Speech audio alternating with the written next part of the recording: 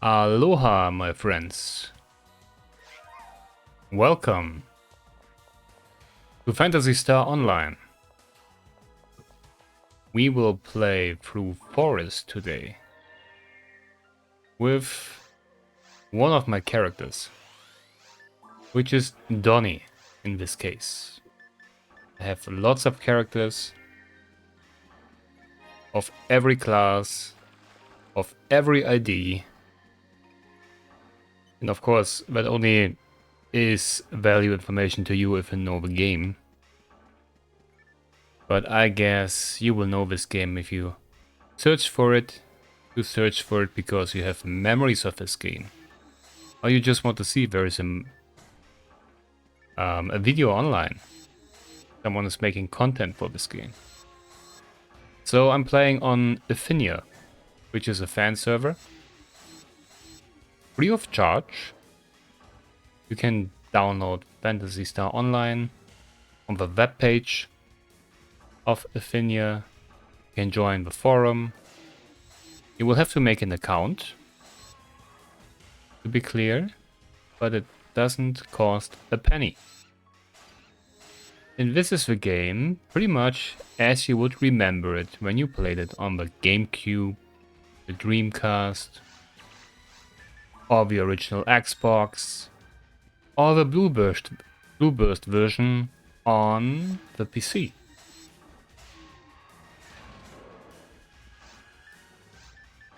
And we have my ranger here, who's level 164, which is not so bad for me, at least. I'm playing on the server for about 5 years now, and after 5 years you would probably assume, why isn't he level 200? Because that's the level cap. That has mainly to do with the fact that I have 3 accounts, about 50 to 60 characters, and most of them are level 80 or above.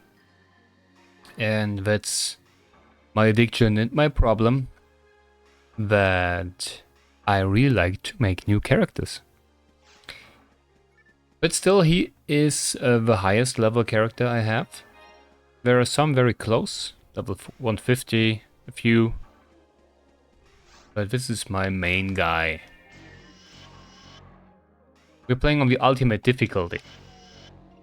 So if you want to know what the difference is on ultimate difficulty, it's everything looks completely different. And of course, the best loot can only be dropped on ultimate difficulty. But the textures, the lighting, the enemies, they have all higher resistances, they are all faster, they do more damage, they take less damage, and they have higher spell resistances. So it really is important that you gear up properly. Which in case of this character, that's not a real issue. It's very relaxed for this character to play on this difficulty, because this is the first area of the game anyways. There are 3 episodes you can play in Phantasy Star Online. So episode 1 includes this area here. There's a caves area, a mines area, and a ruins area. And they have different floors as well. The forest has 2 floors, forest 1, forest 2. And cave has 3, mine has 2, and ruins has 3. And there's also episode 2 and episode 4. Why is there no episode 3? Because episode 3 is a card game spin-off from the main series here, which is not included in this package. To this day, this is one of the most addictive and fun action RPGs I have ever played, because the fighting mechanics, they are real time. And if you think about that, this game released in the year 2000, this is extraordinary. Because this was not only a good looking and very well thought out action RPG experience, it was also the first online RPG on consoles. And many would argue it's still the best that has ever been. Because at least in the Phantasy Star universe, it was Phantasy Star universe, which is the successor to this one. There have been some portable iterations of this game series, and there's actually a modern Phantasy Star Online 2, which I tried but did not like, because it just feels too modern, and where I have to aim manually here, and I have to make my attacks in a certain rhythm so I can make a combo attack. All of that is not really, or it's dumbed down, or it's not present in the newer titles. See, if I just spam the attack button, it looks like this. See, I press the attack button as fast as I can. You see the bottom right. I know my item reader is blocking some of it. But I press the light attack button. And there's also the heavy attack button, like this one. There's a special attack button, which changes the effect depending on the weapon you wield, of course. And if you just press and hammer the button away, there's no combo. But if you press it, wait until the animation has ended, there's a brief time period where you can press it again. And then of course you have a way nicer animation, and each successive hit has a higher accuracy. Isn't that a great way of rewarding player skill? It is. It's definitely one of the best systems I have ever seen, and have never seen again yet.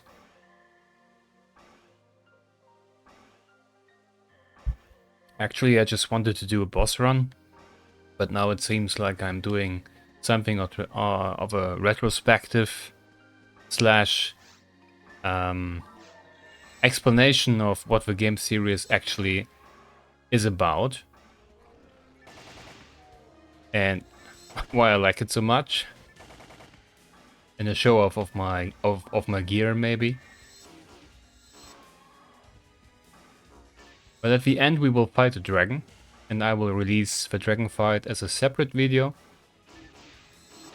which is the boss of this area.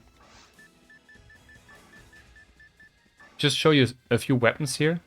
We have a daylight scar, but I have a different skin on it. I have a blade dance skin on it. It's the best dagger type weapon.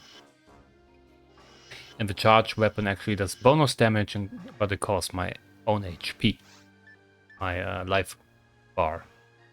And there's a Heaven Striker, which is probably the best handgun in the game. Has sniper range, has a nice sound, a weird look to it. Some special effects. If I combine it with the right mech, I can do like Divine Punishment with it. And then, look, I'm not really aiming at the direction, but I'm still targeting the boxes, because the special attack aims in some kind of auto aim. And it also has especially high damage. So let me just buff up myself. So I'm using Shifter and D-Band. Shifter for increasing my attack power by a certain percentage, and D-Band my defensive power.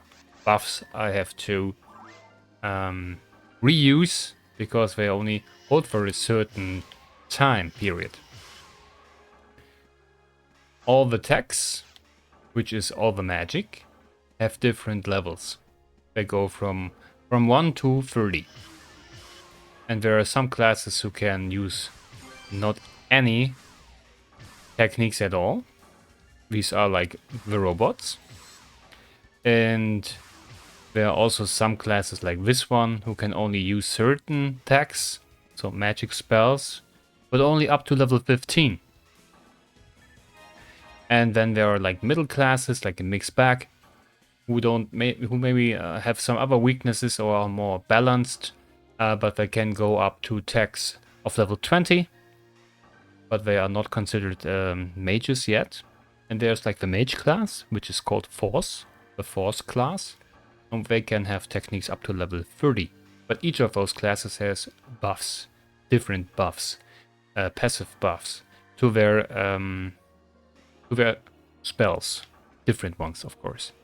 So you can have different Force characters that have strengths and weaknesses, different max stats. Because you have stats, you can see ATP, DFP, MST, ATA, EVP, and luck, where ATP is like how much damage you do, DFP is how much the damage of the enemy gets reduced, MST is like your magic power, how much damage you do, and you can learn spells.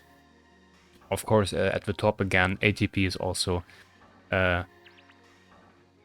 crucial for equipping certain weapons. Like if I look at the gelatine here, it says ATP needed 820. I have 1260, which is the maximum for my character.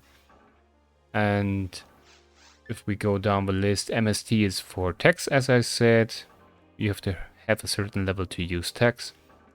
And ATA is the accuracy rating, and this is needed for ranged weapons. I have the character with the highest ATA maximum potential, and I think I maxed it out at 249, which in brackets is my actual ATA, my accuracy, and in front or left beside the brackets is my ATA needed for the weapon. You wonder why this is blue? If I equip the frozen shoe that has less damage, less ATP, less MST, as a passive boost of Heaven Striker, the MST, if I equip this weapon, like if I go to the charge Vulcan, you see that the gelatine actually gives me way more ATP, way more MST, and even way more ATA. This is a nice gelatine because it has 15 hit, because these are like the base stats of a weapon, and these percentages give you an attack boost, a percentage-wise attack boost from the base ATP level of a weapon, and the gelatine has like 45%. Oh no, it doesn't. Equip the weapon here. So, gelatine has like 0 on native, 0 on beast, 0 on machine, 20 on dark, which gives me a boost against dark type enemies, and 15 hit. 15% is actually wrong. It just means 15 ATA on top of my ATA rating instead of percentage, which is stated wrongly. And if we go down the stats, under ATA is EVP, and certain enemies just don't hit you, don't come through with a hit because you evade or you block if your EVP is high enough. And luck is your way of making critical hits. I think it's divided by 5, and that's your percentage of your critical hits. So I would have something like 12.5, or maybe it's 6 or so. A percentage of making a critical hit. I just found a photon drop, which can be used to enhance weapons and other stuff. It's very, very important. It's the main currency on the server. These charge Vulcans, you can see they are already hammering away because we have so many hits. Now I push myself, I heal myself, and the special attack is even stronger. Because For each hit, I pay 200 Meseta. That's like the currency in this game. And I do extra damage with each hit, but I pay for each extra damage hit. And these extra damage hits can still make a critical, which makes like an uber ton of damage. So, yeah, this video just turned into an explanation of Phantasy Star Online. You may notice that this game is actually one of the games I know a little bit more about, because I'm just playing the game for like such a long time.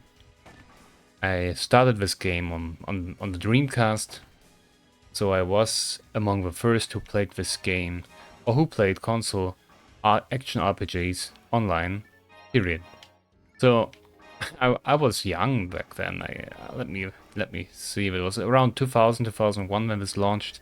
So I was like 12, 13 years old. And when I was playing the game, nobody in my house could actually make a phone call, because it just used the same technology, and I was just blocking the internet lane. Or I was blocking not the internet lane, but the telephone lane. It was either or. Me playing this game or my family were able to make calls. Which was pretty funny, because there were no cell phones or smartphones back then. And at least not to a broad audience. So I had to call my friend who was also playing the game. Come on, let's play some Phantasy Star Online. I was already pretty giggly and happy because I was so addicted to the game back then. And I loved to play it. And we were making the phone call. And we were like, okay, you ready? I will say goodbye to you and then we start the game, alright? And we like both just blocked our telephone connections and started the game. And it was just so great. At least until the day where my father came in with a hefty bill of a 300.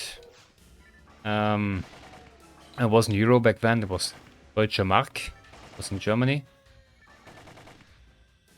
which I caused because I played the game online and I just never thought about that we actually have to pay for what we use up. You know, the broadband internet connection just was not for free. And the game used up quite a bit for its time. Oh, there's a special weapon. It's a Callet Bulk. Normally you don't see the name, but the server you can just say that you if it drops, you can still see what it's going to be. You don't see everything always, but normally it works. Well, enough about me rambling about the past. Let's see, what do we have? Charged Vulcans, which are like free combo weapon. Red Needle, which has like a short range, very fast attack animation, and can hit a lot of enemies at the same time, which is like the total mass control weapon. It's the favorite weapon of very many players. Also, it's a very versatile weapon. You can keep them at bay. You don't have to engage in close combat, but you can still just stay in front of the enemy, time it correctly, and don't have to worry. So it's all about skill and equipment. And of course, RNG plays a role, so everyone has a certain chance to drop stuff. Each and every enemy has a rare drop chance.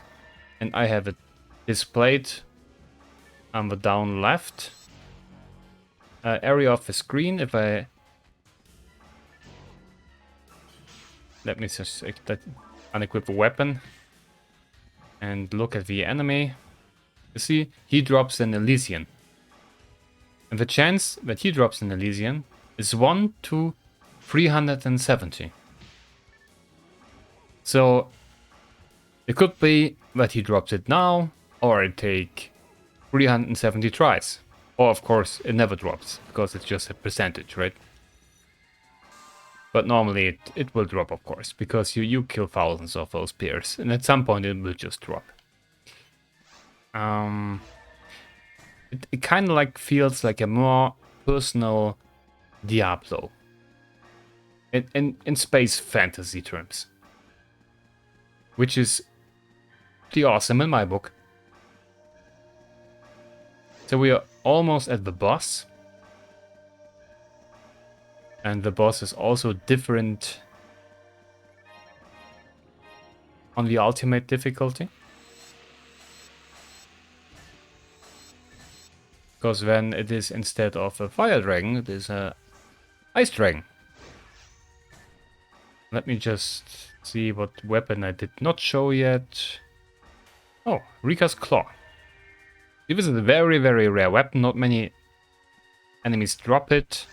And I have it with 35 hit, which is pretty amazing actually. Not too many use it, because its uses are limited.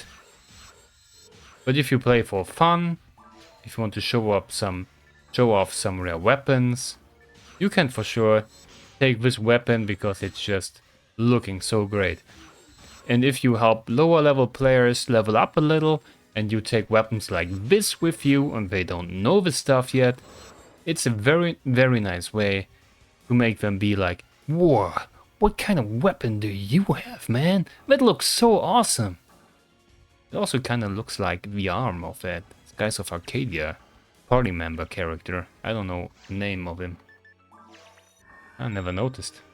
Yeah, but it's very long, but it really fits the style of my character. You can of course change the appearance of a character, also after creation, so don't worry. You have to unlock a certain thing to be able to do this. But don't worry if there is something you mess up at the start. You can change the name on this server later. You can even change the ID once on this server later, but only once and only before level 20, and you can change the appearance later. This is my favorite mech gun. It has a long range and it looks pretty cool, and you have to have each of those weapons as a handgun, and when you combine them, and then you have this one. And it's really, really, really nice, but it can only come with 0 percentages. Doesn't matter with this character because he just fucking never misses. Okay, that's just an exaggeration. He can miss, of course, but in this area, the enemies don't have a high evasion rate. So yeah, forest terms, he doesn't miss much. So well, this was the forest run, because this is the boss portal.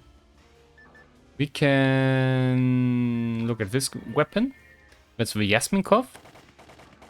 You don't see bullets. It has a very, very long range, but you can see there is actually something hitting the walls, so it works. And it's a very nice feeling to use this one, and it's very rare to drop it. And this has 25 hit, and really what makes weapons expensive or rare in this game is the hit percentage. If you have a very high hit percentage, it's actually a very good drop. Not every weapon is expensive when it gets a high hit percentage, but most of them are. At least for collectors. So I got used to not take almost any weapons without hit with me. Dualbird cannot have hit, and Spread Needle I never bothered to buy one or search for one with hit, because it works very fine without it. But the Gelatin with 15, I could really see the difference, although it's so small. And the Yasminkov with 25 hit is very reliable. And the Daylight Scar with 25, with 20 hit, is really not reliable enough. This one I very like too, Arche de Feu. Also has a very nice special attack, which I cannot really show off now. Or I can show it off. Let's just go and do the dragon. Well, here we are. The dragon is in front of us. The dragon on ultimate difficulty. Not the usual fire dragon. In this case, it's an ice dragon. Enjoy. There he comes.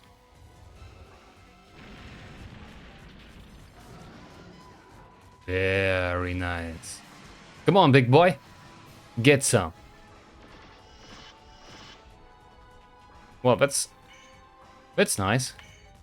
He froze me up. You can wiggle the directional buttons to free yourself up. You have to be careful, he's almost dead already, because my guy is just so strong. There's a bazooka, which is very nice for doing damage, as you can see. It's crazy good.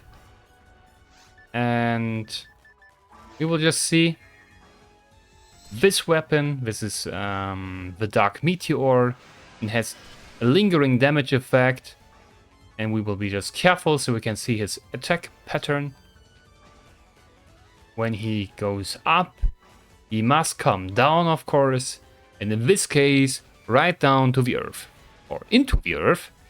And now he's like doing some attack lines to get us. And he's also doing like a circle attack later. I can let myself hit. I don't think it's gonna make a difference.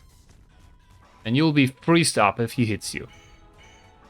You just wiggle directional buttons, you get free again. And if you go about over this one, you will also get this. And now let's just do...